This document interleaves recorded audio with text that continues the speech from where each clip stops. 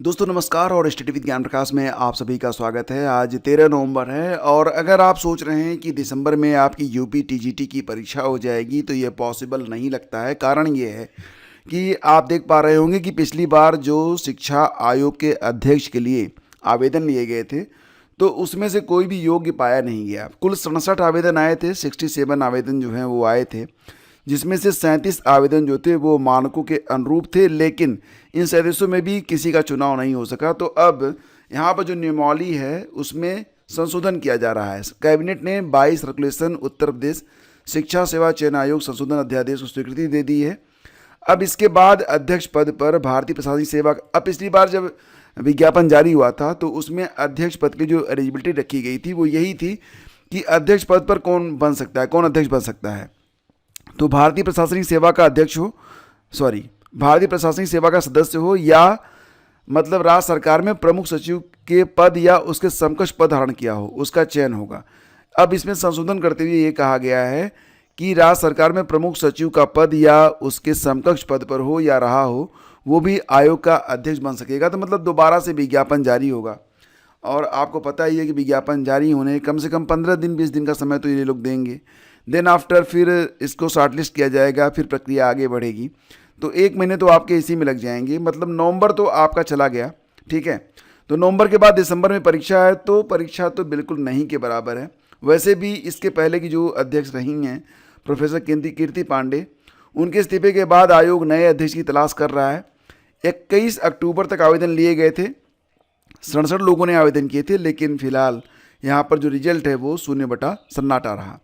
तो दोबारा से अब यहाँ पर विज्ञप्ति जारी होगी, आवेदन होंगे, शॉर्ट लिस्टिंग होगी, देन आफ्टर डिसाइड किया जाएगा। तो नवंबर तो कम से कम जाएगा आपका। मतलब दिसंबर में जो परीक्षा होनी है, बिल्कुल लग रहा है आपको और मैं भी समझ सकता हूँ कि अभी परीक्षा दिसंबर में नहीं हो रही है। बाकी जो परीक्षाएं हैं उसमें पूरे मनोयोग से आप लोग लग जाइए। एलटी की परीक्षा आपकी जो है दिसंबर में हर हालत में होने जा रही है। तो जितने भी एलटी ग्रेड के एस्पिरेंट हैं, अगर जीएस में दिक्कत आ रही है तो वो पेड ग्रुप से जुड़ सकते हैं। पेड ग्रुप की जानकारी आपको डिस्क्रिप्शन में दी गई है और साथ ही साथ आपकी लगातार क्लासेस चल रही हैं। इस चैनल पर जीएस की सारी चीज़ें, सारे टॉपिक आपके कंप्लीट करवाए जा रहे हैं। तो आप लोग अगर जुड़ रहे हैं तो आप जीएस की एक बेहतरीन तैयारी कर सकते हैं। आपको कहीं और जाने की ज़रूरत नहीं है, सारी चीज़ें आपको यहाँ पर पढ़ाई जा रही हैं। दोस्तों इसी के साथ आपको बता दें कि आरओ के लिए जो मेंस होता है, मुख्य परीक्षा होती है, उसके लिए भी कार्यक्रम जारी किया गया है। यह परीक्षा 31 जनवरी और 1 फरवरी को करवाई जाएगी। तो 31 जनवरी को पहला पेपर और दूसरा पेपर होगा। हालांकि इसमें आपको पता है कि कुल मिला के 3 पेपर होते हैं। पहला पेपर सामान्य अध्ययन का रहेगा जीएस का, यह सुबह 9:30 बजे से 11:30 बजे तक चलेगा। दूसरा पेपर, इसमें 2 खंड रहते हैं। पहला खंड परंपरागत रहेगा जो कि 2 बजे से 4:30 बजे तक होगा।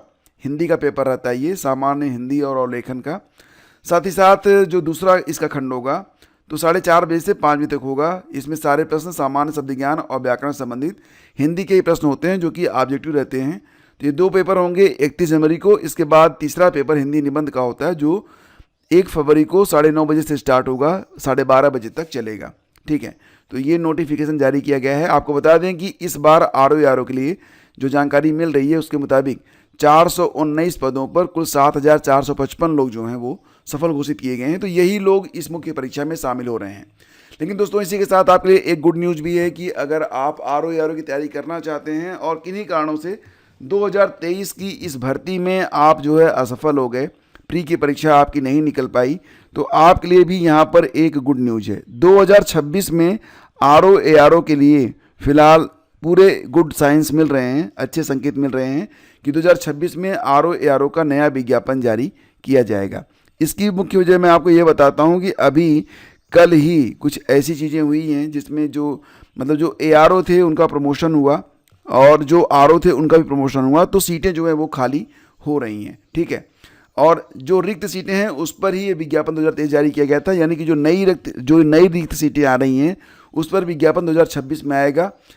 पूरे के पूरे चांसेस बन रहे हैं कि 2026 में नया विज्ञापन जारी किया जाएगा, क्योंकि जो चीज़ें मतलब जहाँ से ये जानकारी मिल रही है वो सही चीज़ है। मेरे पास कोई गुप्त सूत्र नहीं है बाकी लोगों की तरह, लेकिन फिर भी ये एक सही जानकारी है कि 2026 में एक नया विज्ञापन जारी किया जा सकता है, ठीक है। चलिए दोस्तों आगे बढ़ते हैं और आपको बता दें कि जो लोग डीएलएड में एडमिशन लेना चाहते हैं दोस्तों, तो डीएलएड के लिए भी 60 नोटिफिकेशन जारी कर दिया गया है। ध्यान दीजिएगा, डीएलएड ही पहले बीटीसी के नाम से जाना जाता था। अब यहाँ पर यूपी के जो एस्पिरेंट हैं उनको प्राथमिकता दी जाएगी। जो काउंसलिंग होगी वो 2 चरणों में होगी। पहले चरण में यूपी के ही लोग शामिल होंगे, जब सीटें बच जाएंगी तो दूसरे चरण में अदर स्टेट के बच्चे भी इसमें शामिल किए जाएंगे। 18 नवंबर को आपको पूरा विज्ञापन देखने को मिलेगा और 24 नवंबर से आपके ऑनलाइन आवेदन शुरू होंगे। फीस आपकी 700 रुपये रखी गई है। बाकी जो रिजर्व कैटेगरी से हैं उनको छूट भी दी गई है। और रही बात दोस्तों ये कि चयन प्रक्रिया क्या होगी, मेरिट कैसे बनेगी, आपका सिलेक्शन कैसे होगा, बाकी सारी चीज़ें, ये पूरा नोटिफिकेशन है। हालांकि ये 21 पेज का है लेकिन इसे 60 नोटिस किया गया है। तो ये सारी चीज़ें मैंने डिस्कस कर रखी हैं एक अलग वीडियो में। वीडियो का लिंक आपको मैं डिस्क्रिप्शन में दे रहा हूँ, आप या जो पहला कमेंट है वहाँ पर जाकर आप पूरा वीडियो वॉच कर लीजिए, आपको सारी जानकारी यहाँ पर मिल जाएगी। और वीडियो को दोस्तों आप उन लोगों में शेयर ज़रूर कीजिएगा जो लोग डीएलएड में एडमिशन लेना चाहते हैं। ठीक है, अब बात करते हैं यूपी ट्रिपल एससी पेट परिणाम के बारे में। तो दोस्तों बिल्कुल जानकारी ये मिल रही है कि यूपी ट्रिपल एससी का जो रिजल्ट है ये बहुत ही जल्द जारी कर दिया जाएगा। तो यूपी ट्रिपल एससी 2025 का रिजल्ट ये 4-5 वर्किंग डे में आ जाएगा, ये जानकारी प्राप्त हो रही है। तो फिलहाल सभी लोग थोड़ा सा वेट कर लीजिए, बहुत ही जल्द आपका यूपी ट्रिपल एससी पेट का परिणाम भी आपके सामने रहेगा। ठीक है, आगे बढ़ते हैं दोस्तों और कुछ और भी खबरें हैं, जैसे कि ये खबर देखिए, शिक्षा सेवा चयन आयोग के बारे में आपको बता चुका हूँ। अब दोबारा से विज्ञापन जारी होगा, तो टीजीटी की परीक्षा संभव नहीं है कि दिसंबर में हो पाए। और दिल्ली में जो कुछ हुआ उसके बाद 2 दिनों में 30,000 से ज़्यादा आरक्षित रेल टिकट निरस्त हुए हैं। मतलब इसमें अगर आपको दिल्ली जाना हो तो आराम से आपको जो है सीट वगैरह मिल जा रही है, कोई दिक्कत आपको नहीं हो रही है। और अनुदानित मदरसों में शिक्षा चयन आयोग करेगा शिक्षकों की भर्ती। तो जैसा कि आप लोग जानते हैं कि यूपी में कुल 13,329 मान्यता प्राप्त मदरसे हैं। हालांकि अब इनका जो सिलेबस है वो भी बदलेगा। यूपी बोर्ड की तरह अब इसमें भी कला, वाणिज्य, विज्ञान संकाय होंगे। उर्दू, अरबी और फारसी इसके साथ पढ़ाए जाएंगे। लेकिन अब इसमें जो रिक्त पद होंगे उन रिक्त पदों पर भर्ती कौन करेगा, शिक्षा सेवा चयन आयोग करेगा। तो ये जानकारी भी यहाँ पर मिल रही है। तो इसी के साथ आपको बता दें कि यूपी बोर्ड में 282 जूनियर असिस्टेंट कनिष्ठ सहायकों की यहाँ पर भर्ती होने जा रही है। और ये भर्ती जो है यूपी ट्रिपल एससी के थ्रू किया जाएगा। फिलहाल आपको बता दें कि कुल मिला के 415 पद स्वीकृत हैं। इनमें से 105 पदों का विज्ञापन यूपी ट्रिपल एससी ने जारी कर दिया है। इस पर एक अलग से वीडियो मैंने अपलोड किया हुआ है, आप सर्च कर लीजिएगा, नहीं मिलेगा तो दोबारा से मैं डाल दूंगा। ठीक है, इसके अलावा बोर्ड की ओर से 177 और रिक्त पदों की सूचना भेजी गई है। मतलब कुल मिला के 282 कनिष्ठ सहायक के पदों पर भर्ती होने जा रही है यूपी बोर्ड में। तो ये एक गोल्डन चांस है। ठीक है, बिल्कुल आपको यहाँ पर आवेदन करना चाहिए। पहले ये होता था कि बोर्ड में कनिष्ठ लिपिकों की सीधी भर्ती सिर्फ 50% पदों पर होती थी। शेष जो 50% पद होते थे उनको चतुश्रेणी कर्मचारियों की पदोन्नति से भरने का प्रावधान था। लेकिन अब जो चतुश्रेणी कर्मचारी हैं उनकी भर्ती आउटसोर्सिंग से हो रही है। तो अब पदोन्नति से रिक्त पद भरने की कोई गुंजाइश नहीं है। तो ऐसे में सारे पद जो हैं वो सीधी भर्ती से भरे जाएंगे। ठीक है, और इसी के साथ एक खबर और भी है, जैसा कि आप देख पा रहे हैं कि अगर आप इलाहाबाद हाई कोर्ट में आरओ की वैकेंसी का इंतजार कर रहे हैं दोस्तों, तो यहाँ पर आपके लिए एक गुड न्यूज़ है। माना जा रहा है कि बहुत ही जल्द आपको इलाहाबाद हाई कोर्ट में आरओ के लिए भी विज्ञापन देखने को मिल जाएगा। इसमें सहायक समीक्षा अधिकारी के कुल 80 पद हैं। समीक्षा अधिकारी के सर्वाधिक 149 पद होंगे। अनुभाग अधिकारी के 40, सहायक निबंधक के 14, उप निबंधक के 7 पद और संयुक्त निबंधक के कुल 3 पद होंगे। निबंधक का 1 पद रहेगा। तो बहुत ही जल्द आपको यहाँ पर विज्ञापन देखने को मिल सकता है। अब हालांकि ये पद जो है सृजित किए गए थे अस्थायी रूप से, लेकिन अब इनको अस्थायी करने की बात चल रही है। तो निश्चित रूप से बहुत ही जल्द आपको इस पर विज्ञापन देखने को मिल सकता है। दोस्तों यूपी डीएलएड में ब्रिज कोर्स स्टार्ट हो चुके हैं। हालांकि अगर आप वेबसाइट पर जाएंगे तो अभी वेबसाइट पूर्णतया काम नहीं कर रही है। ये देखिए लिख के आता है रेस्ट्रिक्टेड एक्सेस।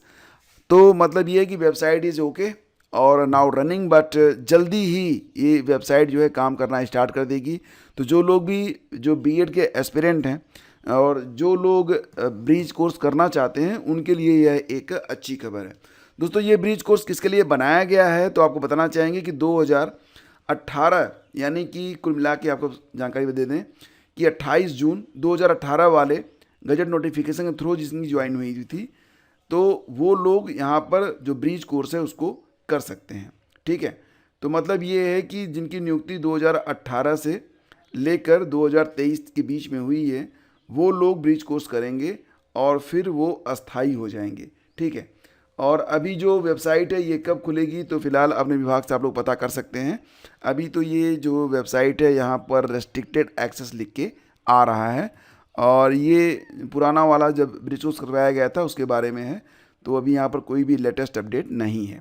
ठीक है, आगे बढ़ते हैं दोस्तों। और बोर्ड परीक्षा की समय सारणी में बदलाव किए गए हैं। यूपी बोर्ड की जो परीक्षा होनी है उसकी समय सारणी में बदलाव किया गया है। अलग अलग पालियों में होगी हाई स्कूल और इंटर की हिंदी परीक्षा। तो यूपी बोर्ड की 2026 की परीक्षाओं में बदलाव किया गया है।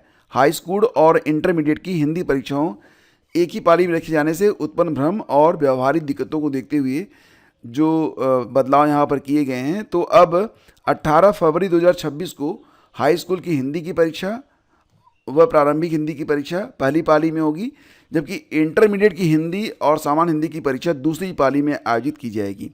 इंटरमीडिएट की संस्कृत विषय की परीक्षा 12 मार्च को द्वितीय पाली में की जाएगी। और जो संशोधित परीक्षा का कार्यक्रम है ये मैंने टेलीग्राम पर भेज दिया है, आप जाकर उसे देख सकते हैं। या फिर अगर आप हमारे फेसबुक पेज पर हैं, फेसबुक पेज का लिंक भी मैं आपको दे दूंगा, तो उस पर भी मैं आपको सारी जानकारियां शेयर करता रहता हूं, तो उस पर भी आपको पूरा कार्यक्रम देखने को नया वाला मिल जाएगा। PDF वगैरह सब कुछ देखने को आपको मिल जाएगी। ठीक है, तो फ्रेंड्स इसी के साथ ये जो मतलब ये जो न्यूज़ है ना, इसके बारे में जो नोटिफिकेशन का पहला पेज है आप यहाँ पर देख सकते हैं जो चेंजेस किए गए हैं।